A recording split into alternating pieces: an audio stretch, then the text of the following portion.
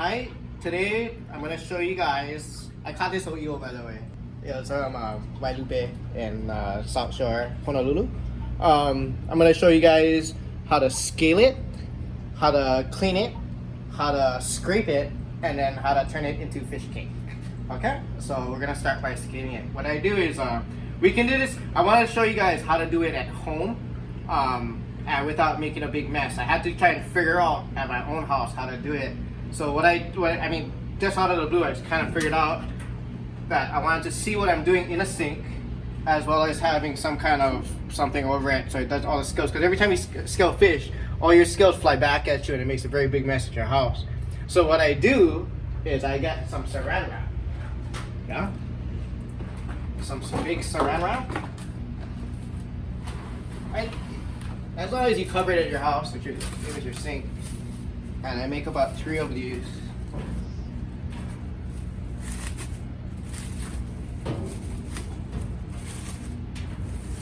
And I make a little covering. So it's like a little window. So I kind of figured this thing out. Okay, so what you have here is basically a little safeguard as far as protecting yourself from scales. And you can still see what you're doing. So what I want you to do is I need to get a little piece of paper towel, and I usually use a butter knife, but I couldn't find one, so I'm gonna have a little steak knife. I'm just gonna continue to start skinning this guy. So what you want to do, you want to grab the eel or bonefish by the base of the tail and just start scaling. Yeah.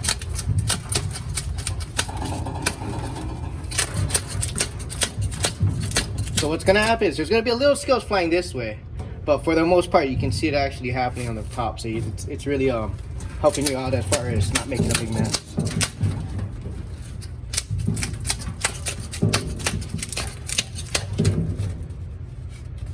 And being able to see what you're doing is pretty important, because you don't want to damage your flesh and mush it up as much more as it can be. Because eel's flesh is super soft, it has a lot of bones. And you really don't want to mess with it too much.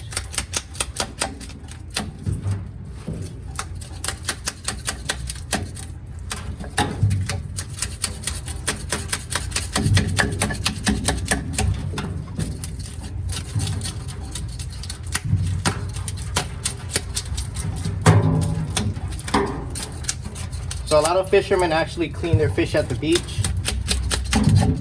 I kind of believe that if you do it at the beach, and as soon as you get home, you're gonna have to clean it, because I think the scales really protect their fish from dehydration with meat. So as soon as you scale it, you should go home and clean it. That's kind of like what I believe. But okay, so if we take it out, this is halfway done now. Okay, so if you look at it, it's pretty much good to go on this side versus this. Yeah, so if you look at it, pretty cool, eh? Huh? Okay, so here we have our fully clean bonefish, yeah, or eel. And basically what we do, we just kind of wash up the tub up and stuff. But if you look at it, everything's contained in here in the kitchen. I don't really have any scales too much on the ground. Might have a few in your hair. You know, but I mean, that's from the backlash coming up from this way, but as far as everything coming up, you're good. So nice side one. Okay. So always whip down your fish, whip down your board. Okay, so what you want to do when you first get this guy is you want to make your belly cut from your belly all the way to your chin. Yeah. Okay. Oh. Okay. Right there. Once you hit there, what you want to do is you're gonna separate the head from the carcass. So I like to flip it over, start from the head, come down only by the comma. So comma is your collar, and that's it. Okay, I'll flip it over and do the exact same thing. Come from the comma all the way down to the head.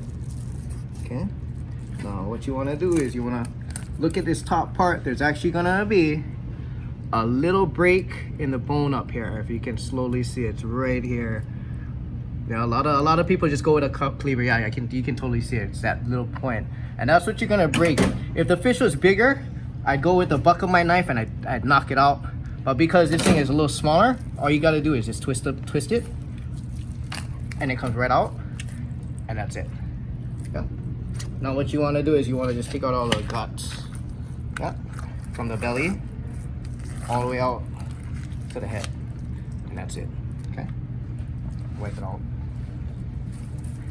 And for me, because I'm a fisherman, this, we chop it up, throw it in a bag, freeze it, and that's our palu, our chum. This, I just give it to one of my friends. He gets a big hook, and then he just slides it like slide bait. So he always tries to catch a lure on that. So nothing of the fish is wasted, pretty much.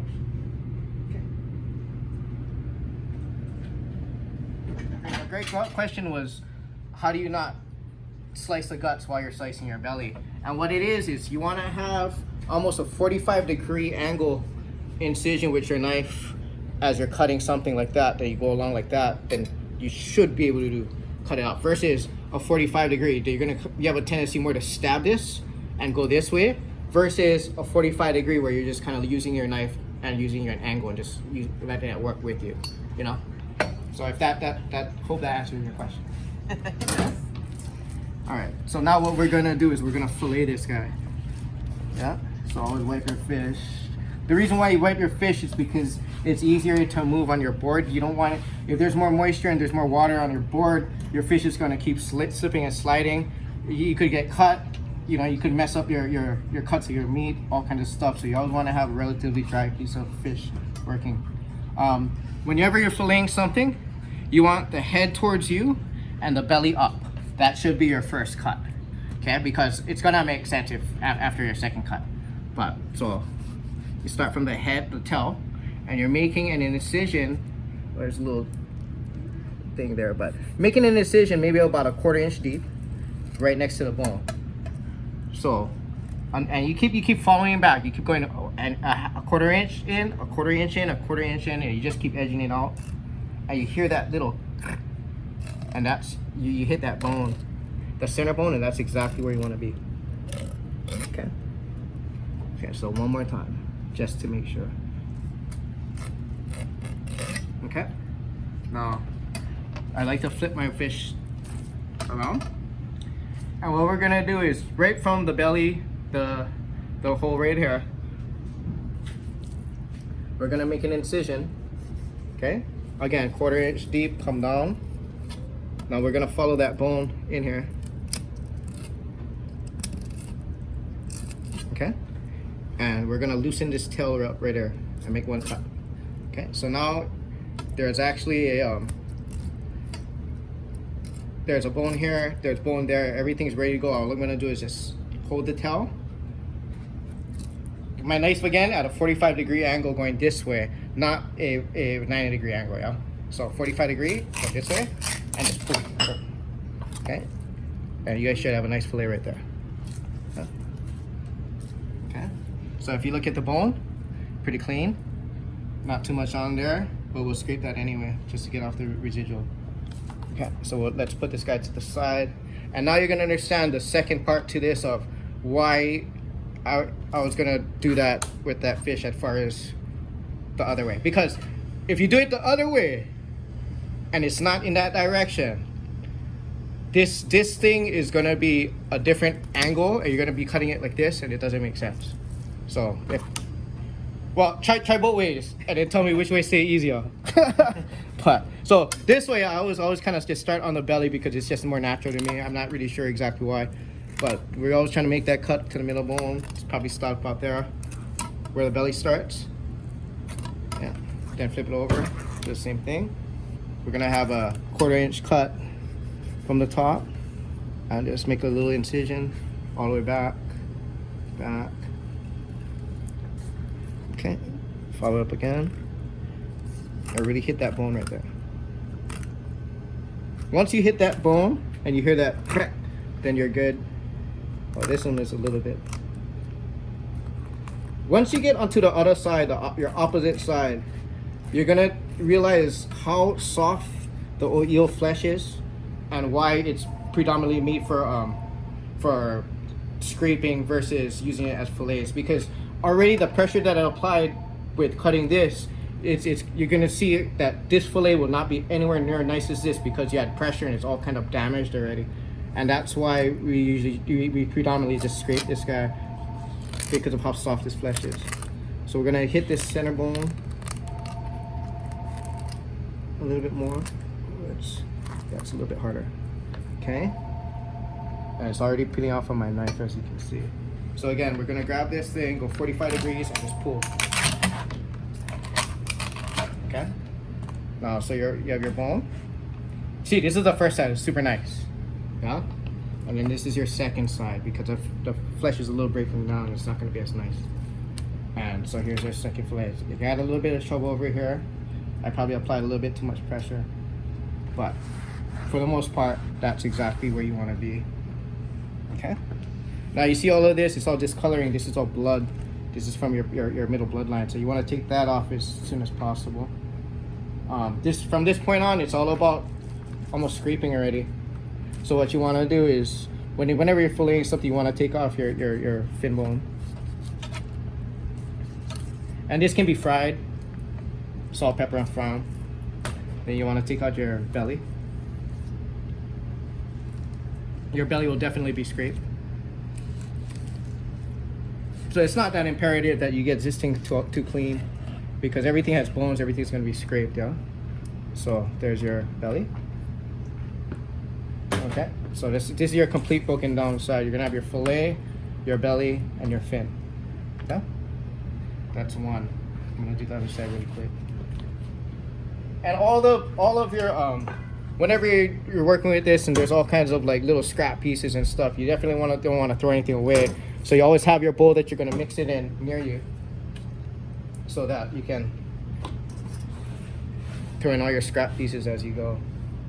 Okay, so again, this is their side. What we're going to do is we're going to take out this fin.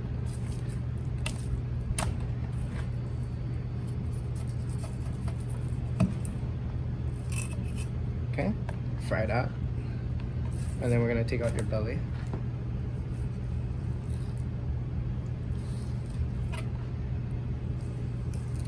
And at home, I'm sure your guys' knives are going to be a little bit smaller.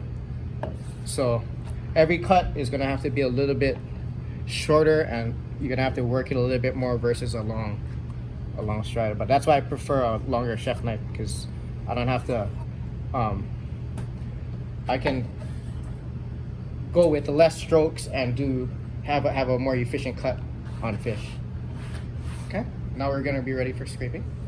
I like to scrape the fillets last, and I don't know, it's just a personal preference as far as it's more rewarding for me to see how much more meat I get.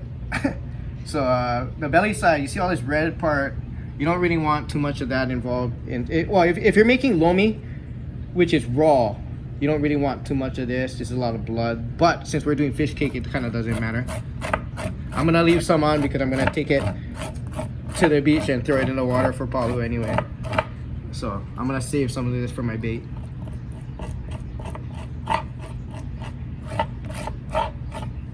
But that's pretty much how well you'd like to scrape it. You always, when you're scraping stuff, you're always going with the grain of things. So if the scales are going this way, you're always going this way. If your fin, if your bones are going a certain way, you always go that way. Because if you go against the grain, then you're not going to be able to scrape too well.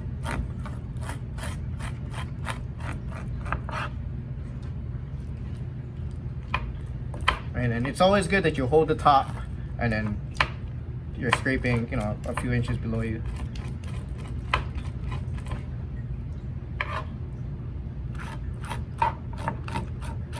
You kind of want to avoid these parts over here because that's like old blood. You can kind of see the discoloration, so you don't really want that in your meat. So you don't want to scrape, especially by your center bone.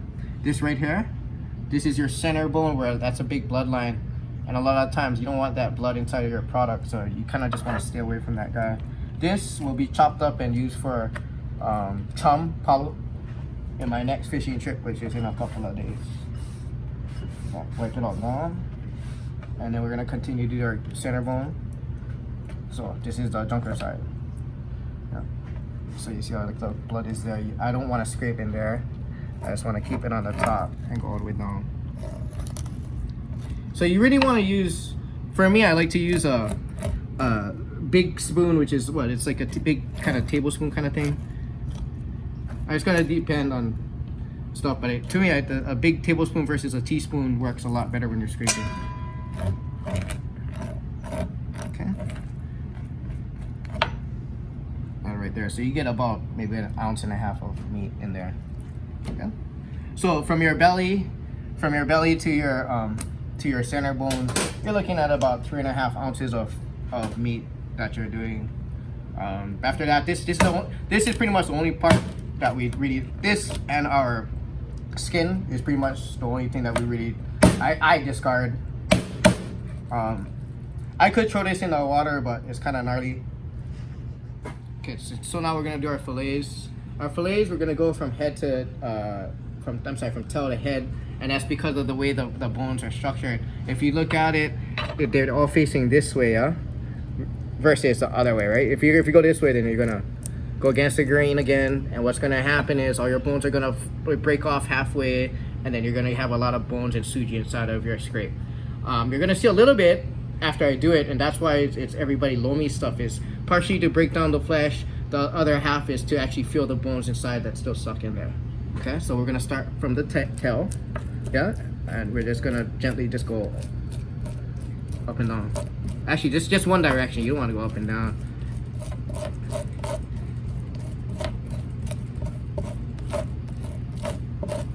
So I feel like you can actually see it coming off your spoon. Yeah, it's pretty clean.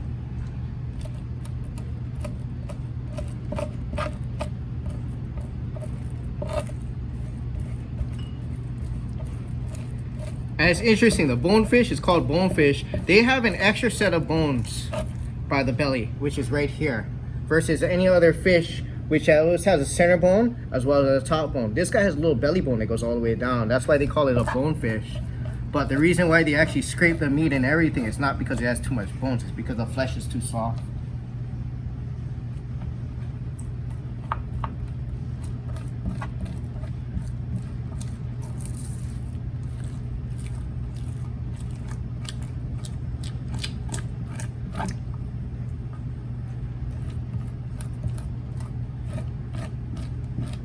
And if you scrape too hard, you might break down this thing right here, and this is blood. You don't want that. So there's a little indentation, if you can kind of feel it.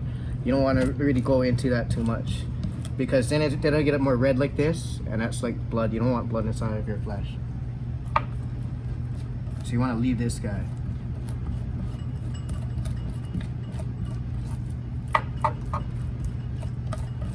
But a little blood is okay, because you're gonna cook it anyway.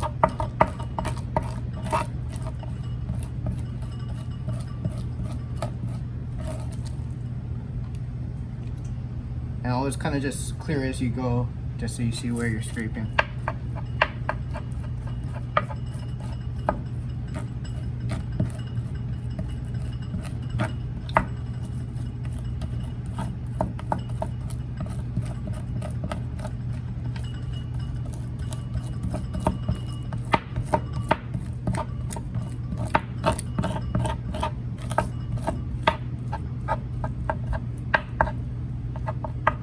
So when you have all that sinew, you want to just hold your sinew down and then do small, like quick scrapes just to get everything out.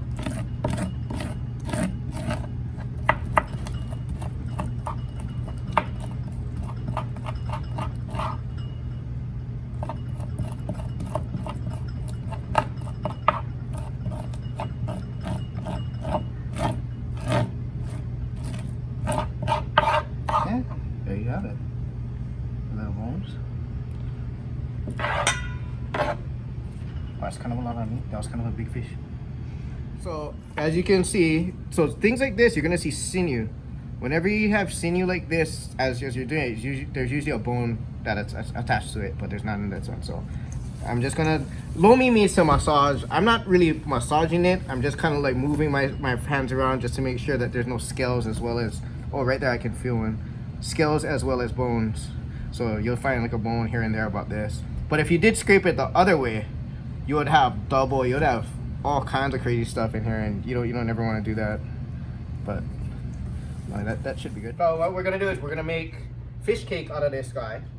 And so we have our mixed oil that's already lomied out. We have some green onions. We have cilantro.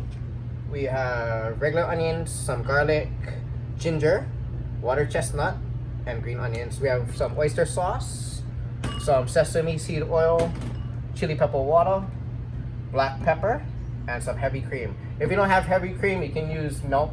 Anything to add in a little bit of moisture and fat just to get it a little bit more moist. But anyway, we don't have a recipe for this, and the reason why is because who's to say I'm gonna be able to catch another 4 or 5 pound eel. It's all gonna differentiate between the sizes of the fish. So basically everything's gonna be a more feel wise. I cut all of this stuff before I even knew how much of this I was gonna yield. So basically I'm just gonna eyeball throw stuff in. So it's gonna be a little bit of that, a little bit of this. Onions, just a little handful. I'm not too partial on onions and stuff, so I'm just gonna put a little bit. Again, probably the same amount of water chestnuts. Garlic, I could actually put that. So this is roughly about, I don't know, about 3 tablespoons. I probably put 2 of it in. Minced ginger. I like minced ginger, so I'm probably gonna throw in 1 ounce, 2 ounce, maybe 2.5 ounces. So that's probably about 5 tablespoons or so. Yeah. Green onions. I like green onions, so a nice good handful of that. Cilantro. I like cilantro. A lot of people don't, but I do, so I'm gonna put a bunch in there. Okay. We're gonna season it. Oyster sauce is probably a more predominant seasoning in this, so just pop the bottle open and we're just gonna dump a little bit inside. I would say I'm probably putting in about 2 ounces, 2.5 ounces maybe. 2.5 ounces, which is a 1/4 cup. Sesame seed oil, probably just gonna do a little, maybe a teaspoon. Chili pepper water, probably gonna do 1 ounce, probably 2 tablespoons. Okay. A little bit of cracked pepper. Well, maybe 2 pinches, so that's probably a 1/2 teaspoon maybe. Some heavy cream. Okay. Sesame seed oil, I did already, yeah. Okay. Now we're gonna get some gloves. I'm gonna mix this. Okay. So I had to put on some gloves because I don't want my hands to get dirty. Especially with chili pepper water, right? But, okay. So we're just gonna mix everything inside. Oh, I forgot. I'm gonna throw in an egg, 2 eggs, and some cornstarch. Oh, I almost forgot that. Okay, 1 second, real quick. Then I'm gonna use my hands and not just somebody for finding. Well, I don't know, it might come out kind of weird, but that's right. Okay, normally I would throw in 2 eggs, but since I don't, I'm gonna throw in more cream and a little bit of cornstarch to bind this guy. See, during pandemic, I cannot get anything. So, and then we're gonna start mixing it.